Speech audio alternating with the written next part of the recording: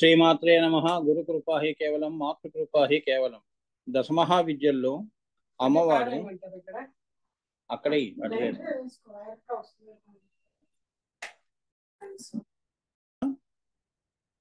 మహాత్రిపుర సుందరి విద్య లేదా సుందరి విద్య అంటారు. అదే మహాత్రిపుర సుందరి విద్య. ఈ మహాత్రిపుర సుందరి విద్య మళ్ళీ కాళీ విద్య. కాళీ విద్య ఏమిటి? జగత్ సమిష్టి అయిన శ్రీ క్రియాశక్తికి నిదర్శనం. కాళీ అమ్మవారు దేనికి? క్రియాశక్తికి నిదర్శనం. ఎవరు? ఈ కాళీ విద్య. ఈ సుందరి విద్య కాళీ క్రియాశక్తికి నిదర్శనము.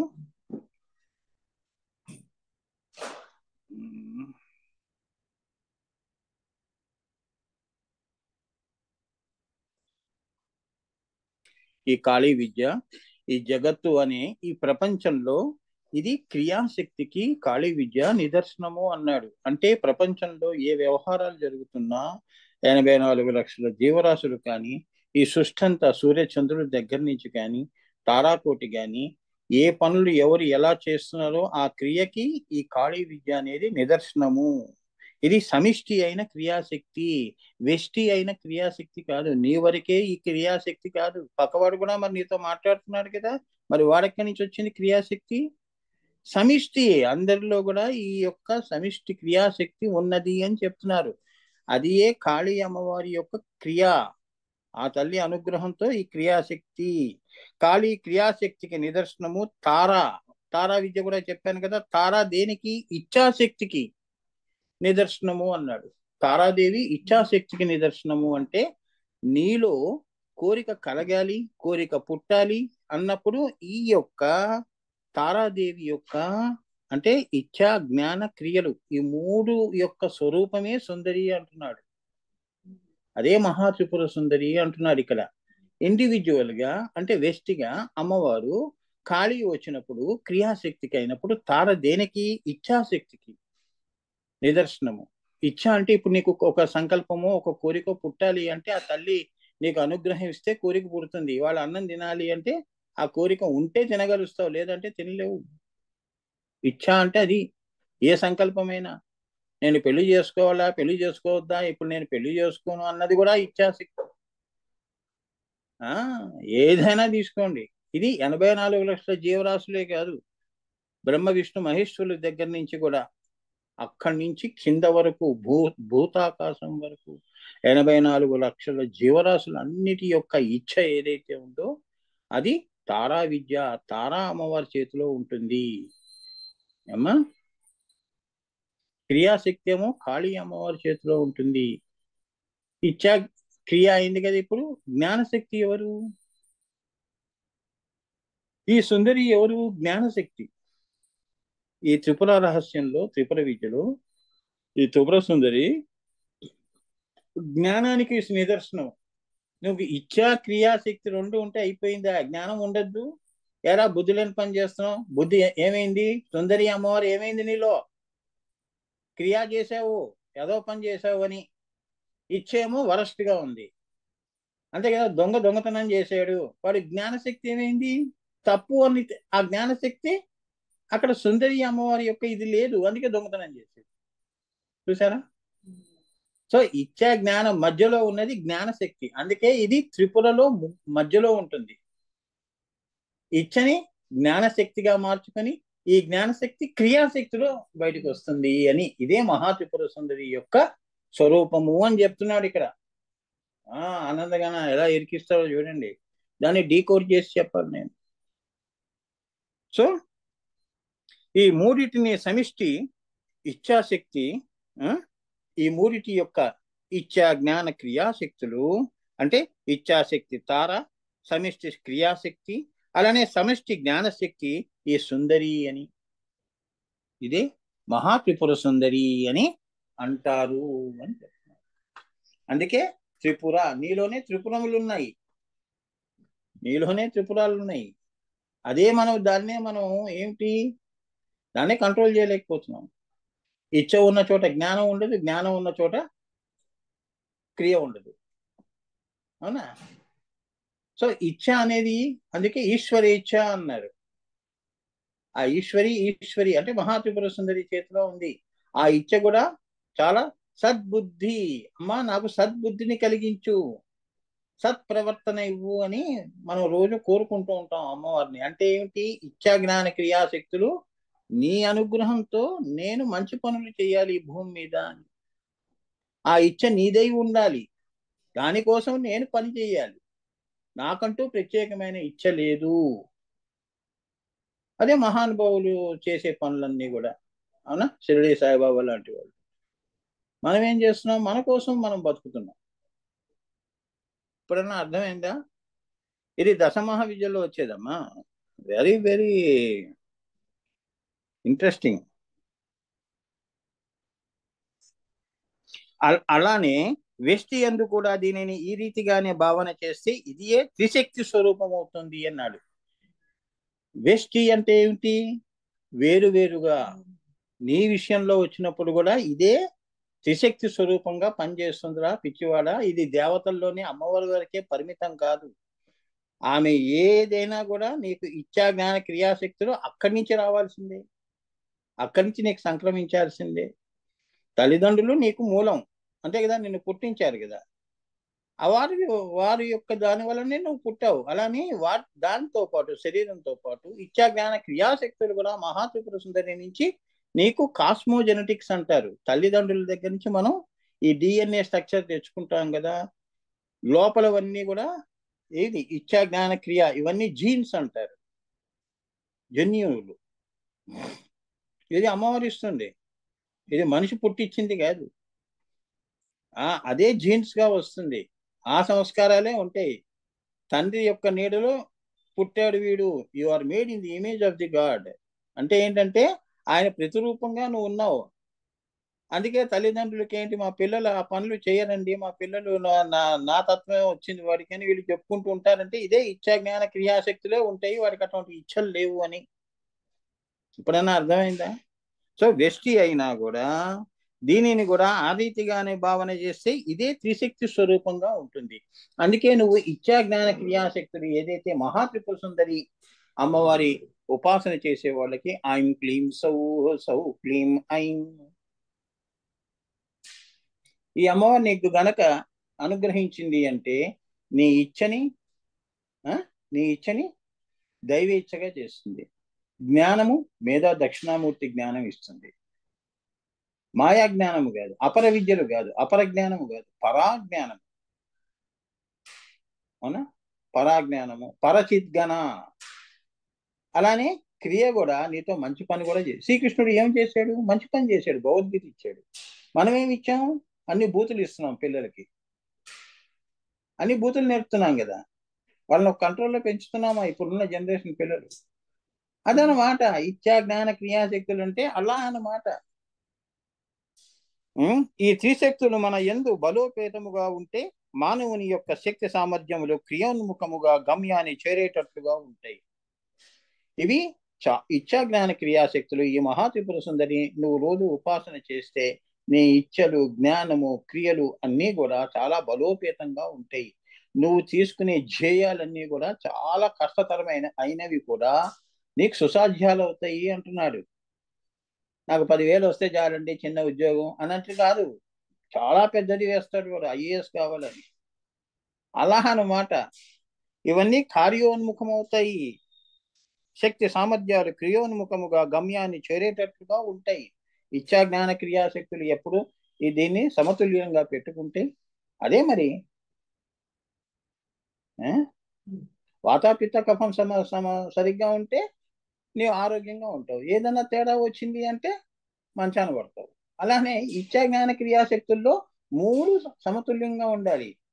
దేనికి దాని అన్నట్టుగా ఉండకూడదు. ఇచ్చకి ఇచ్చ, జ్ఞానానికి జ్ఞానము, క్రియకి క్రియ అన్నట్టుగా ఉండకూడదు. 3 సమన్వయంగా ఉండాలి, ఒక పూల మాలగా ఉండాలి అని చెప్తున్నాడు. అప్పుడు అటువంటి వాళ్ళు గొప్ప పనులు చేస్తారు అని, ఒక పద్ధతిగా ఉంటారు అని. లేదా పద్ధతి ఏమీ ఉండదు, ఇష్టారాజ్యం భర్తలు పట్టం. ఇందులో ఏ ఒక్కటి కొరబడినా మన లక్ష్యము చివరకు గమ్యము చేరదు. ఇందులో ఏది అరే నేను సరిగ్గా ఇచ్చ చేయలేదండి, అరే నాకు అంత జ్ఞానం లేదండి, కానీ పని చేసేసాను, మాయలో పడిపోయాను, జ్ఞానం పని చేయలేదు. వాడోడో చెప్పాడు నీకు 20% ఇంట్రెస్ట్ ఇస్తానంగానే నమ్మేసి వాడికి డబ్బులు ఇచ్చేస్తావు. అక్కడ నీ జ్ఞానం ఎందుకు ఇస్తాడు వాడు 20%? బ్యాంకులే ఇవ్వట్లేదు, వీడు ఎందుకు ఇస్తున్నాడు? వీడు వీడు వాడి అంటే నీ జ్ఞానం అక్కడ పని చేయలేదు. డబ్బుకు ఆశపడిపోయి ఇచ్చా కోరికకి ఏం చేసావు? క్రియలో వెళ్ళిపోయావు, జ్ఞానాన్ని ముట్టుకోకుండా నష్టపోయావు. అది చెప్తున్నాడు. మీకు ఒక ఉదాహరణ చెప్పాను. ఇచ్చా జ్ఞాన క్రియాశక్తులు ఎలా సమతుల్యంలో పెట్టుకుంటే జీవితం కూడా సాఫీగా వెళ్తుంది. లేదు అంటే లేనిపోని టెన్షన్లన్నీ తెచ్చుకుంటున్నావు నువ్వు. అంటే మూడిట్లో ఏదో లోపమైంది. అదే అంటారు, నువ్వు ఒకసారి స్టడీ చేసుకో. నువ్వు ఏ తప్పు చేసావు అంటే అది నీ నుంచే మొదలైంది తప్పది. అవునా? పక్కవాడిని దూషించడం ఎందుకు? గురువుని దూషించడం ఎందుకు? నాకు దేవుడికి అనిపించలేదు అంటే నువ్వు సాధన చేసావా? చేయలేదు. చూసారా? ఇచ్చా జ్ఞాన క్రియాశక్తులు సరిగ్గా లేవు. అందుకే నీకు భగవంతుడి యొక్క అనుభూతి ఎప్పుడు కూడా రాదు. మంత్రం ఉంది కానీ మంత్రం పండదు. అలా అందుచేతనే ఈ మూడింటిని ముఖ్యముగా మూడు శక్తులుగా భావించటము జరిగింది. అందుకే ఈ మూడు కూడా మూడు శక్తులుగా భావించారు. అంటే సృష్టికి అంత అవసరం అని. అవునా? జంతువుల దగ్గర నుంచి కూడా ఈ ఇచ్చ లేకుండా ఎవరు బతకలేరుగా. ఇచ్చ ఉన్న చోట జ్ఞానం ఉంటుంది, ఈ రెండు ఉన్న చోట క్రియ ఉంటుంది. అట్లా అనమాట. ఒకటి విడిచి ఉండలేవు అని. ఇదే మహాత్రిపుర సుందరి స్వరూపం. ఇప్పుడు మీరు కూడా మీ జీవితం చూడండి. ముందు ఇచ్చ చేస్తారు, ఇవాళ వెళ్ళి నేను క్లాస్ వినాలి, ఇవాళ క్లాస్లో కూర్చోవాలి నేను అనే ఇచ్చ మీకుంటే ఇవాళ ముగ్గురు వింటున్నారు అంటే ఈ ముగ్గురికే ఉంది. ఇచ్చా జ్ఞాన క్రియల్ని సరిగ్గా పెట్టుకున్నారు కాబట్టి వచ్చారు. వారి ఇచ్చ సరిగ్గా ఉంది. మిగతా వాళ్ళది ఎవరైతే రావట్లేదో వాళ్ళ ఇచ్చ సహకరించట్లేదు. దేనికి? జ్ఞానానికి. ఈ రెండు సహాయ సహకారాలు లేవు కాబట్టి క్రియ ఉండదు. అంటే వాళ్ళు రారు క్లాస్కి. అట్లా అన్నమాట. అందుకే సంకల్పం గొప్పగా పెట్టుకోవాలి ఎప్పుడు. నేను ఎక్కడ కూర్చుంటే నా జీవితం పండుతుంది అంటే ఇదే. మరి నీకు 24 గంటలు సరిపోవట్లేదు అంటే రోజులో మాయలోనే తిరిగావు. ఎక్కడ జ్ఞానంగా కూర్చుని విన్నావు? వినలేదు. ఈరోజు నీ జీవితంలో, నీ జీవిత పుస్తకంలో ఈ పేజీ చింపేయటమే. ఏమీ చేయలేదు, చిరిగిపోయింది పేజీ. చూసారా? మీ అంతటా మీరే మాయలో ఉంటూ చింపుకున్నారు. ఇదే గురువులు చెప్పేది. మాకేమో ఉరుగుతుందని కాదు, నువ్వు కూర్చుంటే మాకేదో సన్మానాలు జరుగుతాయని కాదు. అంటే ఇచ్చ ఇంకా నేను బాధపడతాను, ఇంకా వీళ్ళకి ఇచ్చ అనేది ఇంకా వీళ్ళకి అనుభూతిలోకి రాలేదని. మహాత్రిపుర సుందరి ఎలా కరుణిస్తుంది? కరుణించదు. నీకు ఇచ్చా జ్ఞాన క్రియాశక్తులే లేనప్పుడు దేవుడు కనిపించలేదు అంటే ఎందుకు కనిపిస్తాడు? గురువుల మాట ఎక్కడ వింటున్నారు? అవునా? గురువే దైవం అని ఆమె చెప్తోంది కదా అమ్మవారు. అది నా దగ్గరే కాదు, ఎక్కడైనా కూడా మీరు స్కూల్కి వెళ్ళినా, కాలేజీలకు వెళ్ళినా, ఎక్కడ తిరిగినా కూడా ఆ ఇచ్చ జాగ్రత్తగా పెట్టుకోండి. ఇచ్చ ఉన్న చోట జ్ఞానం వస్తుంది, జ్ఞానం వలన క్రియ వస్తుంది, క్రియ వలన నువ్వు ఈ రోజు మంచి పని చేసావు అని ఒక పేరు వస్తుంది. ఇది చెప్తున్నాడు ఈయన. మహాత్రిపుర సుందరి ఉపాసన అంటే ముందు ఈ యొక్క మెటీరియలిస్టిక్ లైఫ్ లో, ఈ స్థూల ప్రపంచంలో నువ్వు చేసే పనులు, రోజువారీ చేసే పనుల్లోనే ఈ మూడు సమతుల్యంగా పెట్టుకునే సాధన చేస్తే, అది ఆదిభౌతికంలో చేస్తే అది ఆధ్యాత్మికం వరకు పెరుగుతుంది. ఆ మొక్క పెరుగుతుంది, అది మళ్ళీ ఆజ్ఞాచక్రం వరకు వెళుతుంది, ఇచ్చా మహాత్రిపుర సుందరి వరకు వెళుతుంది. ఆమె అనుగ్రహానికి పాత్రురాలు అవుతావు, పాత్రుడు అవుతావు. అప్పుడు నీకు దైవ దర్శనం ఉంటుంది. అవునా? క్రియలో నువ్వు చాలా ఎదిగావు అని. అదే క్రియాయోగము. యోగం పట్టింది వాడికి. యోగం పట్టింది అంటే క్రియ యోగం పట్టింది.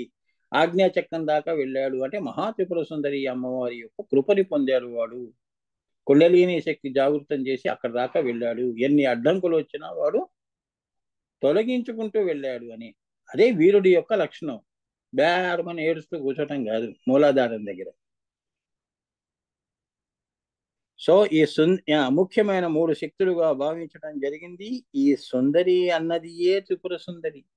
ఈ మూడు కలిస్తేనే సుందరము. సత్యం శివం సుందరం అంటారు. ఇచ్చ చేసావనుకో, మనము నువ్వు నీకంటే గొప్ప ఇచ్చే నేను చేశానండి అని అంటావు. మనం కొట్టుకుంటాం. ఈ ఇచ్చని జ్ఞానపరంగా మలుచుకొని కలుపుకొని క్రియ చేసావనుకో అదేమవుతుంది? సుందరి అవుతుంది. అబ్బా, ఆయన ఇచ్చే కాదండి, ఆయన పని కూడా చేసి చూపించాడండి, క్రియలో చూపించాడండి. అది త్రిపుర సుందరి అంటే. ఏదో ఇచ్చే చేసేసాను వదిలేసాను అంటాం కాదు. నేను అనుకున్నాను డాక్టర్ అవుదాను అనుకున్నాను, యాక్టర్ అయ్యాను అనే వాళ్ళకి ఇట్లా ఉంటారు కదా. మరి కావాల్సింది ఎందుకు కాలేకపోయావు? ఇచ్చే ఇచ్చైతే ఉంది, జ్ఞానం లేదుగా. జ్ఞానం ఏం బోధిస్తుంది? నువ్వు సంకల్పం మంచిదే చేసావే, నువ్వు కూర్చొని నువ్వు కష్టపడు అంటుంది జ్ఞానం. దాని మాట విన్నావు అనుకో, క్రియలో నువ్వు పరీక్ష రాసిన తర్వాత ఫస్ట్ క్లాస్ వస్తుంది. అయిపోయిందా? ఈ మూడే సుందరి. సో నీ పనులు ఎందుకు సరిగ్గా జరగట్లేదు, మేము అనుకున్నది ఎందుకు జరగట్లేదు, ఎన్ని పూజలు ఎన్ని మంత్రాలు మనం తీసుకున్నా కూడా ఈ మూడింటిని సమతుల్యంలో పెట్టుకొని ఈ మహాత్రిపుర సుందరి అమ్మవారి యొక్క అనుగ్రహాన్ని నువ్వు గనక పొందితే ఇదే సుందరి అవుతుంది. నీ జీవితమే సుందరంగా ఉంటుంది. సత్యం శివం సుందరంగా ఉంటుంది అని చెప్తున్నాడు.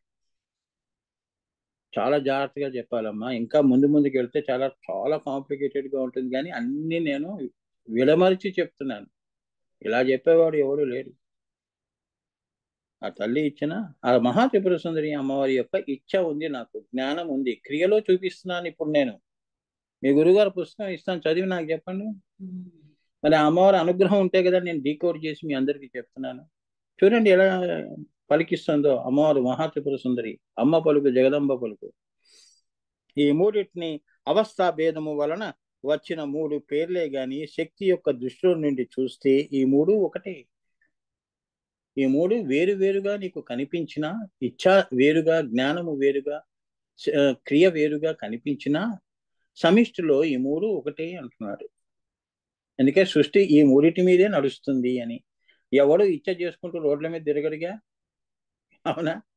జ్ఞానం పెట్టి అరే క్రియలో కూడా చూపిద్దాంరా, ఆ స్వీట్ తిందాంరా, ఈ హోటల్కి వెళ్దాంరా, క్రియ. పలానా హోటల్కి వెళ్దాం అనేది ఇచ్చ అందరికీ ఉంటుంది, 5 స్టార్ హోటల్లో తిందామని. కానీ అందరూ వెళ్ళగలుస్తున్నారు? జ్ఞానము కలవట్లేదు, ఇచ్చ కలవట్లేదు, క్రియ క్రియలో చూపించలేకపోతుంది. సో సమిష్టి కలిస్తేనే మహాత్రిపుర సుందరి అవుతుంది. ఇది వేరువేరుగా చూడొద్దు అంటున్నారు.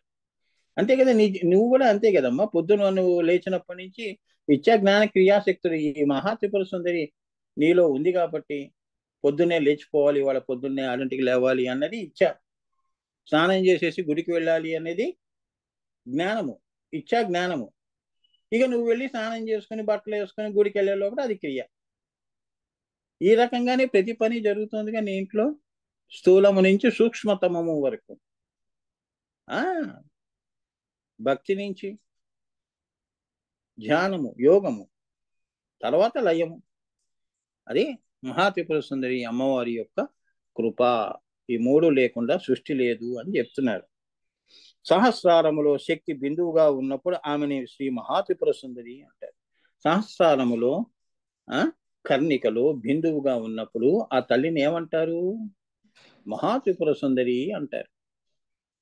ఏమ్మా, ఆజ్ఞాచక్రంలో నామ రూపాత్మక జగత్తులోనికి ఆ అరూప కాంతి ఏదైతే ఉందో, చాలా చూడండి ఎంత కాంప్లికేటెడ్ లో వెళ్తున్నాడు.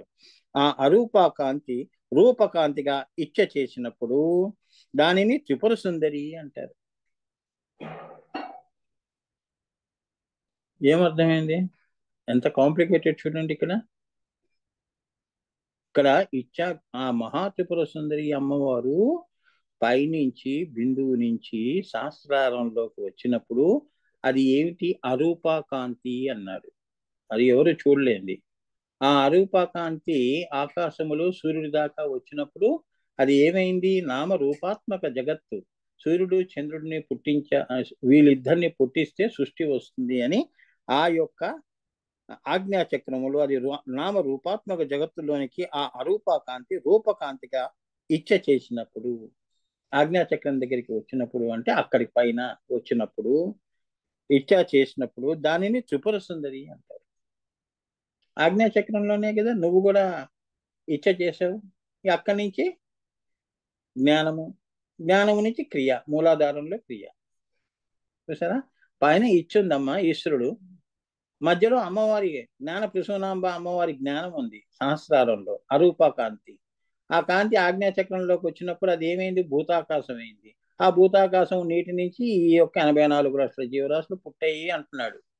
అరూపాకాంతి రూపకాంతి అయింది సహస్రార కమలంలో, అది అరూపాకాంతి. ఆ బుద్ధితో ఆమె జ్ఞాన ప్రసూనాంబ, ఆ బుద్ధితో నేను సృష్టి చేయాలి అని ఆమె ఏం చేసింది, ఆజ్ఞాచక్రంలోకి వచ్చింది. ఈ శ్రీచక్రం అంటే ఆమె యొక్క రూపము కాబట్టి భూతాకాశం వరకు ఆమె ఆజ్ఞాచక్రం వరకు వచ్చి వదిలేసింది నామరూప జగత్తుని. అక్కడ కాంతిగా వెలుగుతోంది అని. మీకు కూడా అంతే కదా, బుద్ధి వెలిగిందండి అంటాంగా, అజ్ఞానంలో తెలియదు, ఒక్కసారి బలుగు వెలుగుతుంది. అక్కడ రూపకాంతి వచ్చింది అని, అక్కడి నుంచే సృష్టి వచ్చింది అని. ఇంత ఉంది. సో సహస్రార కమలంలో ఉన్నప్పుడు ఆమెను ఏమన్నారు, త్రిపుర సుందరి అన్నారు. మహాత్రిపుర సుందరి, మామూలు సుందరి కాదు, మహాత్రిపుర సుందరి. ఆజ్ఞచక్రం దాటిపోయి నువ్వు అరూపాకాంతి సహస్రార కమలంలో కూడా నువ్వు వెళ్ళావు అంటే అది అరూపాకాంతికి నువ్వు చేరావు కాబట్టి, ఈ అమ్మవారు అయ్యవారిలో కర్ణికలో ఇద్దరు ఒకటయ్యారు కాబట్టి, అమృత స్రావం జరిగింది కాబట్టి అది మహాత్రిపుర సుందరి స్థితి. అక్కడి నుంచి నువ్వు ఆజ్ఞాచక్రంకి వస్తే రూపకాంతి, అది త్రిపుర అంటారు. అందుకే యోగంలో త్రిపుటి భంగము చేసుకోమంటారు, సీన్ సీయర్ సీయింగ్ అని.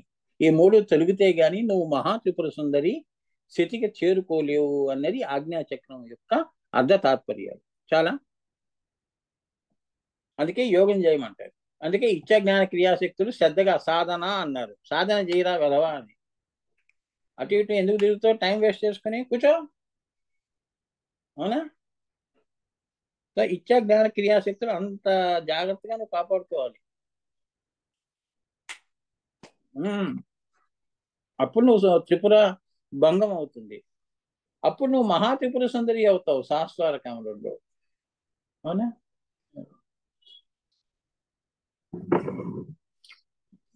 ఆ త్రిపురాలనే జాగ్రత్త స్వప్న సుషుప్తులలో మళ్ళీ తనను తాను పరివర్తనము చేసుకుని నామరూపాత్మక ఇచ్చకు అనుగుణముగా మూలాధారముతో బాలా త్రిపుర సుందరి అవుతుంది. ఎంత బాగా చెప్పాడు చూడండి. పైనుంచి మహా త్రిపుర సుందరి నుంచి ఆజ్ఞాచక్రంలో వచ్చి త్రిపుర సుందరి, ఆజ్ఞాచక్రం నుంచి ఆ తల్లి జాగ్రత్త స్వప్న సుషుప్తులలో తనని తాను పరివర్తనము చేసుకుంది. అంతేగా, ఎక్కడో తుర్యాతీతంలో ఉన్న తల్లి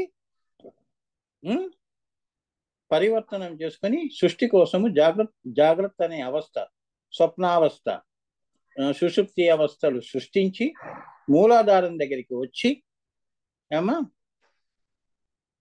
పరివర్తనము చెంది నామరూపాత్మక ఇచ్చకు అనుగుణముగా మూలాధారములో ఏమవుతోంది, బాలా త్రిపుర సుందరి అవుతోంది అని. అందుకే ఇక్కడ పుట్టడం అనేది బాలా త్రిపుర సుందరి రూపం అన్నమాట. చిన్నపిల్ల మనకేం తెలియదు కదమ్మా, మానవులం. మనకి పైన విలువ ఏం తెలుస్తుంది, చిన్నపిల్లలకి తల్లిదండ్రుల విలువ ఏం తెలుస్తుంది. కొద్దిగా ఎదిగితే ఆజ్ఞాచక్రం సుందరి అయితే వాడు అమ్మ తల్లి మాతృదేవోభవ పితృదేవో ఆచార్యదేవోభవ అంటాడు. బాలలో మాయలో తండ్రిని తిడతాడు, తల్లిని తిడతాడు. బాలావస్థ. చీమ కూడా బాలావస్థ, నువ్వు బాలావస్థవే. మూలాధారంలో అడ్డు పెట్టుకుని ఉన్నావు కదా. ఈ బంధాలన్నీ శాశ్వతమా? మరి బాలావస్థ కదా. నిజము తెలుస్తున్నా ఆ బంధం వెంటే నువ్వు వెళుతున్నావు. అదే మాయ, అదే భ్రమ. బ్రహ్మముగా వచ్చి భ్రమలో పడ్డావు. ఇది బాలా త్రిపుర సుందరి అంటే ఇది చెప్తున్నాడు. ఎక్కడో బిందువులో ఉన్న మహాత్రిపుర సుందరి సహస్రార కమలంలో వచ్చి మహాత్రిపుర సుందరి అయి మూడో ఆజ్ఞా చక్రం దగ్గర సుందరి అయి మళ్ళీ మూలాధారంలో బాలా త్రిపుర సుందరి అవుతోంది.